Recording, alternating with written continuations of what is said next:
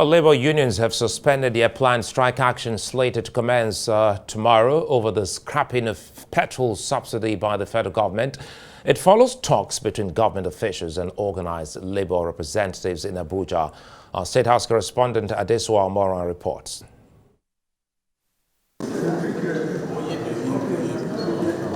Representatives of the government and the Nigeria Labour Congress arrived at the presidential villa. It's the third in a series of meetings since President Bola Tinubu announced the removal of subsidy on petrol in his inaugural speech on May 29. This meeting comes after a previous deadlock with the NLC, who had declared an indefinite strike starting on Wednesday this week. It also comes a day after government had met with the Trade Union Congress in the absence of the NLC.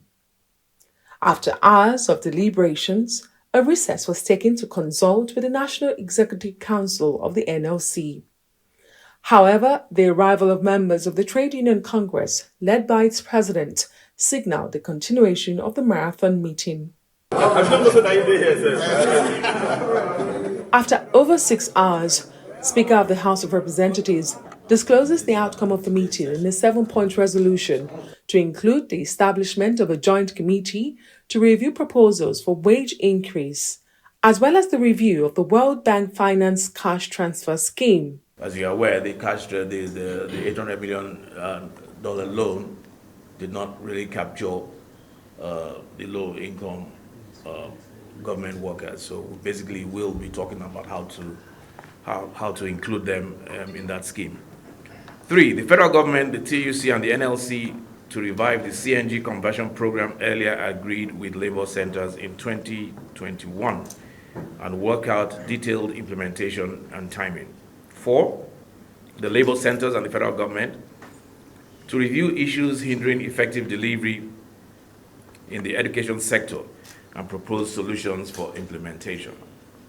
Centers and the federal government to review and establish the framework for completion of the rehabilitation of the nation's refineries.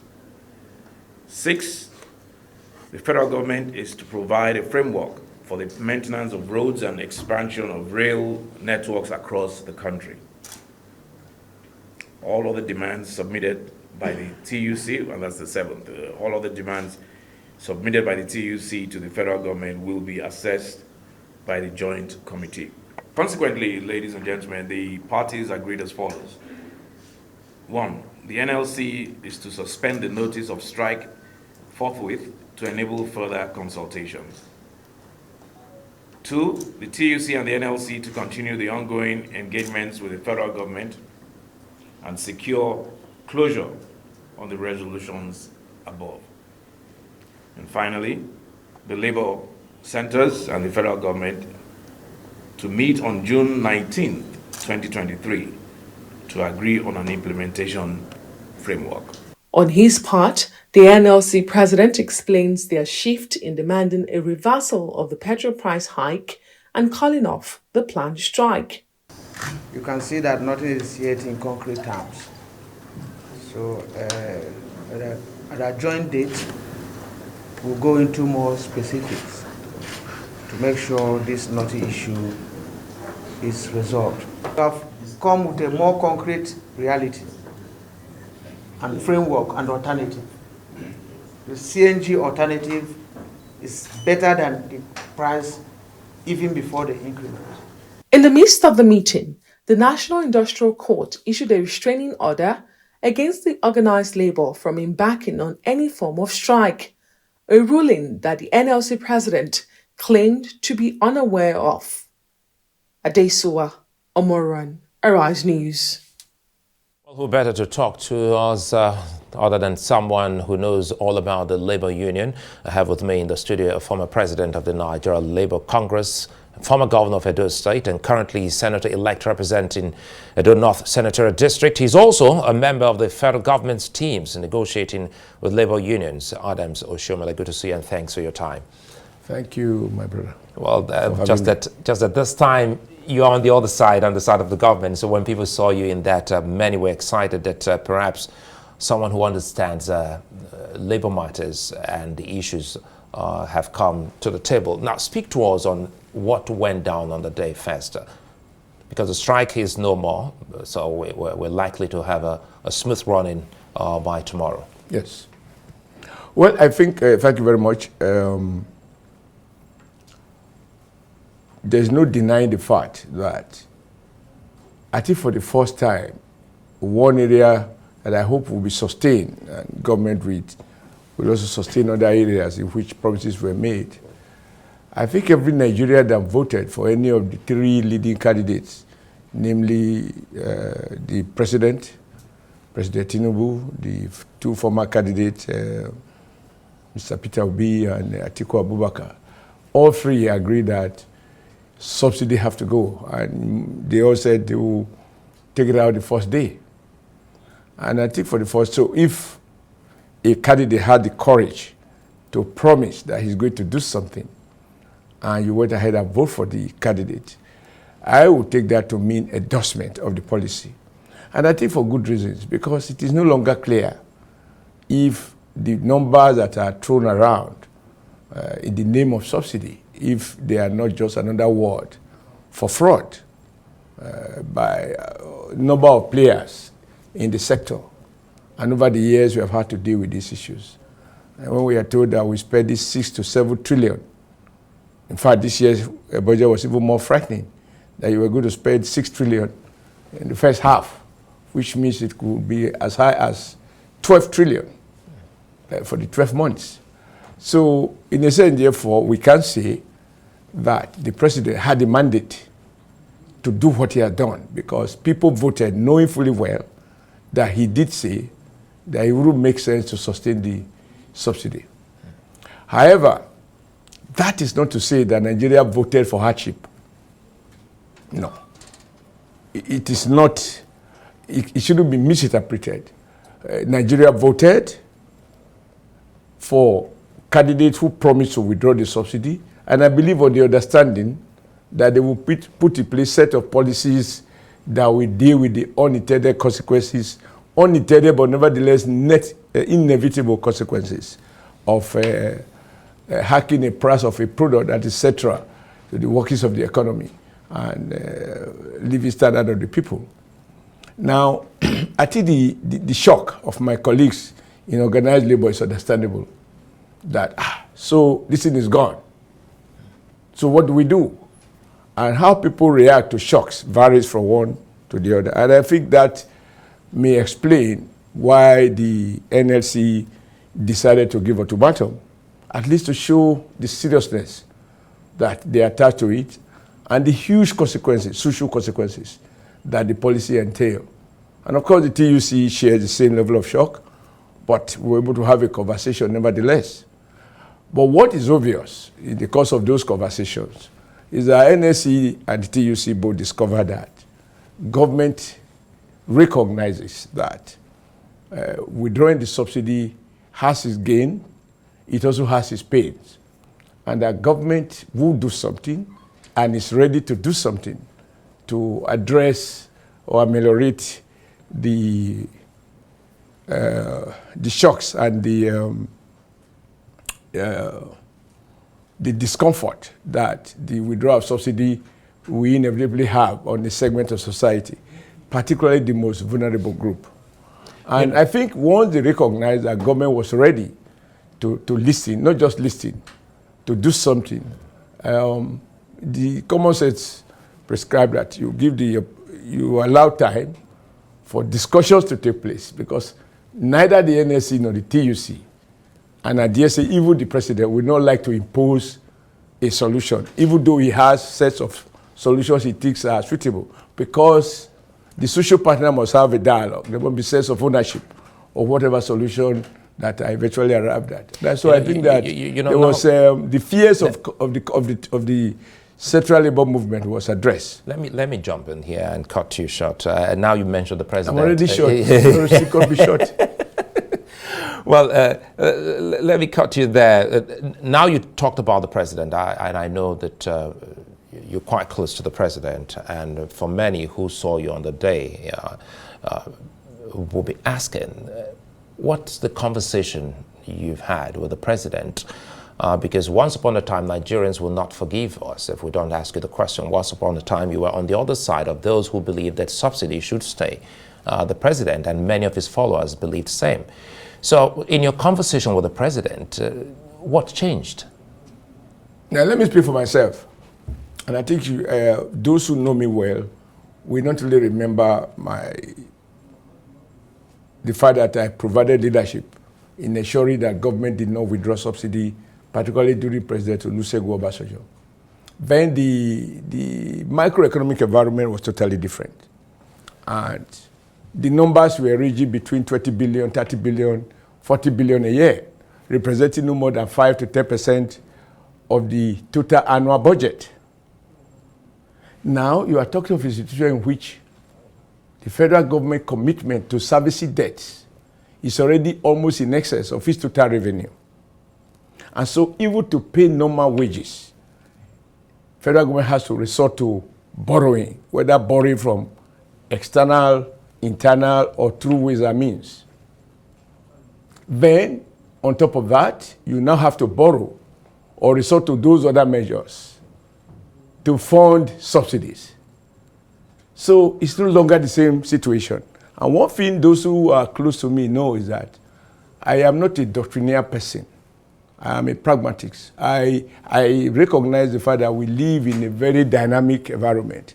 I won't be detained by the fact that I was upon a time, given the objective reality at the time, I believe it was feasible, not to withdraw the subsidy. And the numbers were manageable. They were not such that they would grind Nigeria to a halt. And there was an element of transparency in the process. That we have lost. If you play back what I said during President Jonathan, and I was in opposition, I did say, having seen the figures then, and they were now grossing over ₦1 trillion. I said, this was a huge, huge waste. It is time, particularly when at the same time, you have critical sectors like education being underfunded.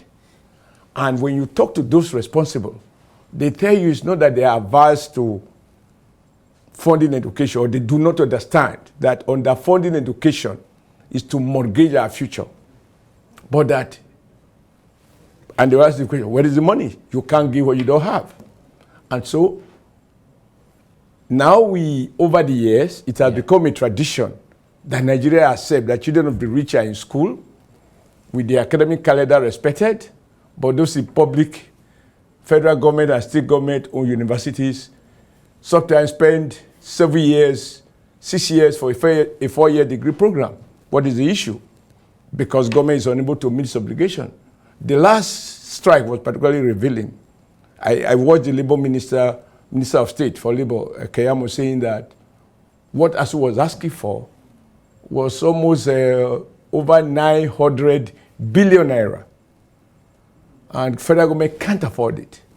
And what I say to myself is, if federal government can afford 7 trillion for subsidy, how can you not afford 1 trillion for education?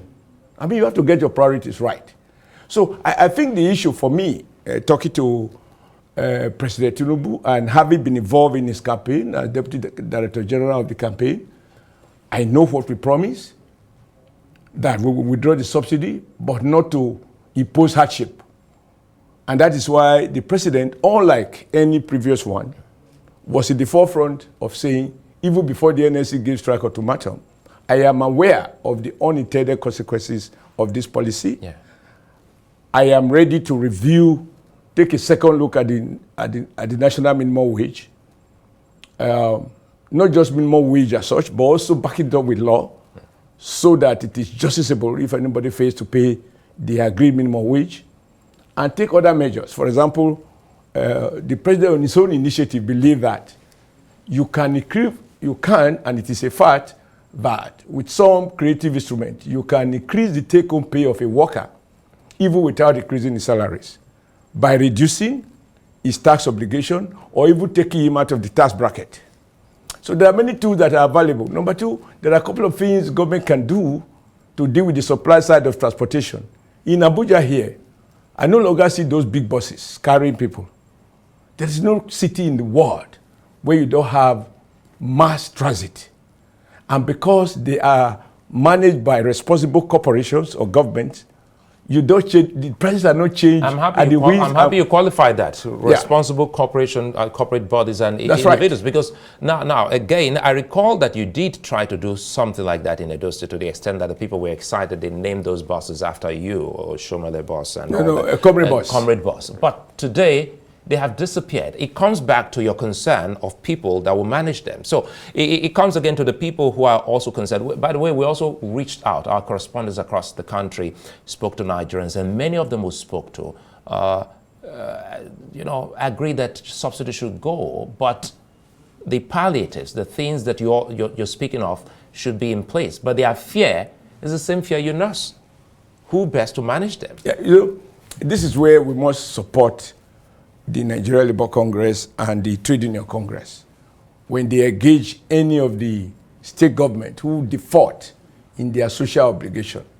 Because the primary purpose of government is the welfare of the people, whether it's at the federal, state, or local. And I'm happy that you remember that I am not saying what I haven't done. As governor of Edo State, I appropriated taxpayers' money, not only to provide, because I said I wasn't going to buy an Okada, given with all that was associated with people using commercial motorbikes, and that we will create comfortable mass transit buses, purpose-built mass transit. I wait for that to say, to give no excuse to parents not to send their children to school. If you are wearing school uniform, primary or secondary, whether private or public school, all you need is that uniform. You bought the comrade bus and you don't pay any fee to go to school and to come back to school. That provides huge relief. That was a ticket. Yeah. Now, in fairness to my successor, I think he did try. He bought additional buses after I left government, to sustain the policy. Now, what I can say as I'm here is to what extent how many of those buses are on road. But I know he was committed to it, and I had the honor and even the privilege of witnessing the commission of additional buses. But the point to make here is that it is doable. And it is now up to NLC and the TUC to ensure that when government gets more revenue as a result of this blockage of this particular leakage of about 6-7 trillion, that it is reapplied to reflect the social priorities of the Nigerian people. Because for me, governance, as I keep saying, is not value-free. It has to be, okay, now the government is going to have to fulfill the first promise of blocking one major source of leakage in the system. Now, as a result of this blockage, are we now going to be able to appropriate more money to ensure that Nigerian universities function better? Not only will you pay lecturers regularly, but that you pay them competitive wage so that the best brains can remain in academics. Are you now going to ensure that you do some of these other things that could make life better for everyone? Number two, if the Nigerian masses must now live with the reality that this so-called subsidy is a huge drain on the economy, there are also drains that are going on. The stealing of our crude, I do not believe that it is done by ghost people. It is done by people that we know. And we have a whole outfit called the Nigerian Navy. We have the Nigerian Air Force. We have JTF. I'm sure that this president will challenge them to ensure that the era of, cutting away 400, 500 million barrels in a month out of our crude is, I don't know the numbers now, but they are huge numbers that you can't believe. But they cannot be explained away by people who talk about illegal bunkering. So if you block that, you're going to get much more revenue.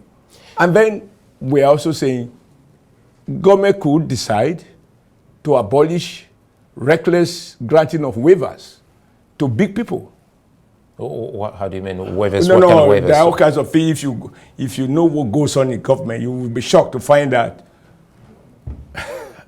under the guise of all sorts of things, businesses and so on and so forth, get waivers from paying certain taxes or levies or royalties that they are supposed to pay to the state.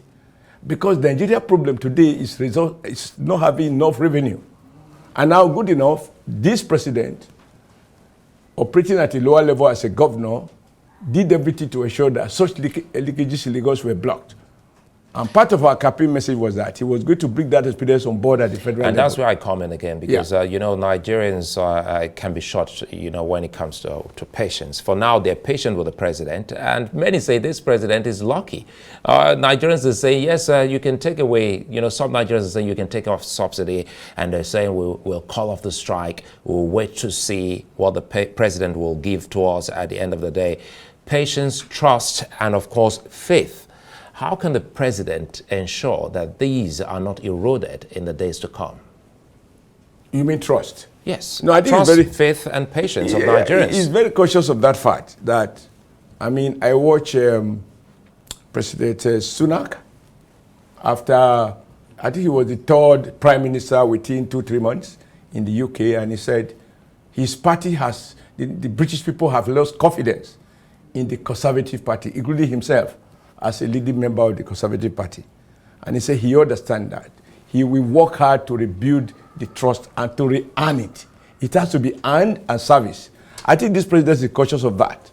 Now, the first thing he has done is to show courage, which he has done. The next thing is that he has shown that he understands that the withdrawal of subsidy will inflict a level of inconvenience and discomfort, and he will do something about it.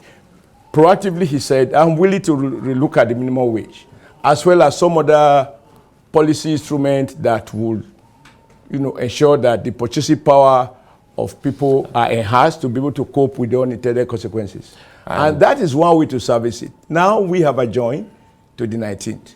The fourth test is, I'm sure, the Nigeria worker and the Nigeria people and their dependent will be waiting to see that at the end of the day, what comes out of those negotiations. The president is very, very, very, very keen to ensure that the trust, because for people to vote for you in this environment, and we have not had an election as competitive as the one that President Tinubu has just won, right? And so the least he will want to do is to ensure that that trust line between the government and the governed is sustained and by delivering on promises and in a manner that clearly, And clearly, again, sorry to cut you, I'm trying to see how much we can pack because we're trying to wrap this up. And clearly, some of the key things that will ensure that President Tinubu performs creditably well will need the endorsement of the National Assembly.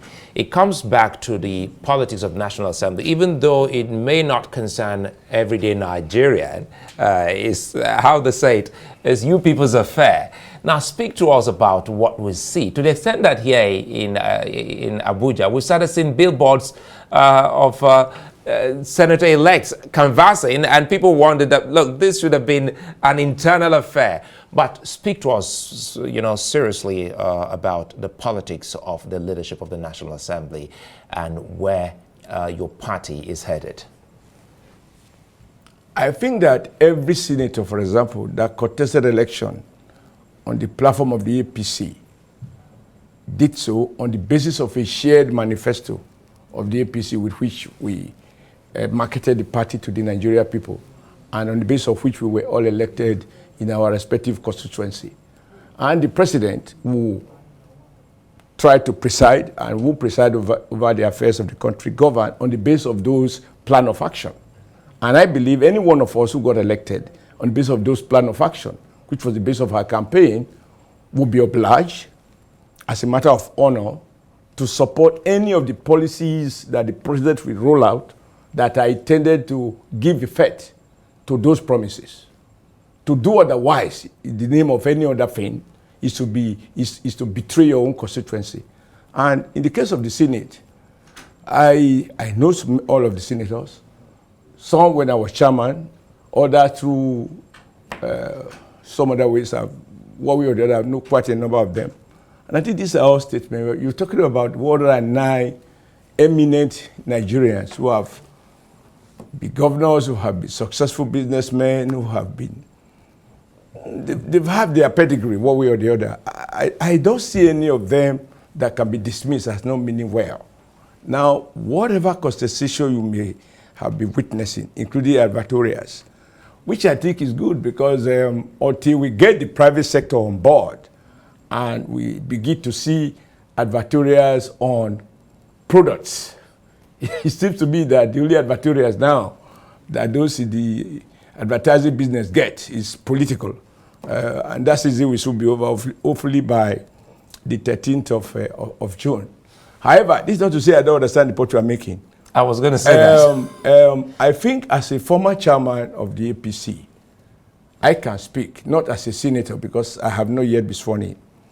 Around this time, 4 years ago, I was involved in the process of ensuring that my party and those elected on the base of my party, were able to manage this process in a manner that we had a peaceful leadership, that reflected Nigeria diversity, which is also an issue for anyone who seeks to govern Nigeria.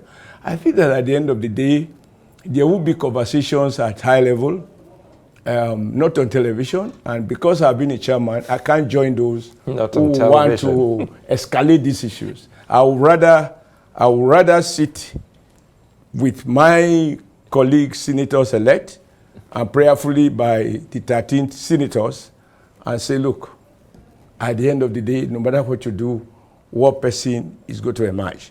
And we're all conscious of the need to service our diversity. Let me close this. We are all conscious about the politics of inclusion, and I'm sure that we'll find a solution. Are we looking to a particular zone by your party? Is your party looking at a particular zone for the leadership, specifically the Senate President? Are you sure you're asking me to reveal this to you? Well, I will fall back on what I watch on Arise Television. Okay, and that about the zoning by the party, and I will not add or subtract because you are the purveyor of news. So you choose what we hear, and I believe you are a credible medium. No, we report what has transpired. What you have reported. Good. What you have reported, if it is the truth, I'm guided by what you have reported. You just put a conditionality clause. I was a former chairman of APC, so I can't afford certain. There are things I can't do. I have to restrain myself. I might look small, but honestly, I have had the privilege of presiding over a governing party. And if the party is undergoing some distress, I can't add to it.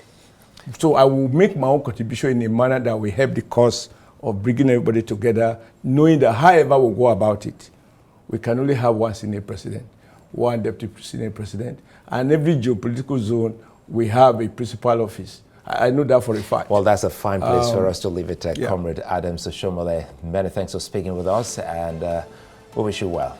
Thank you very much.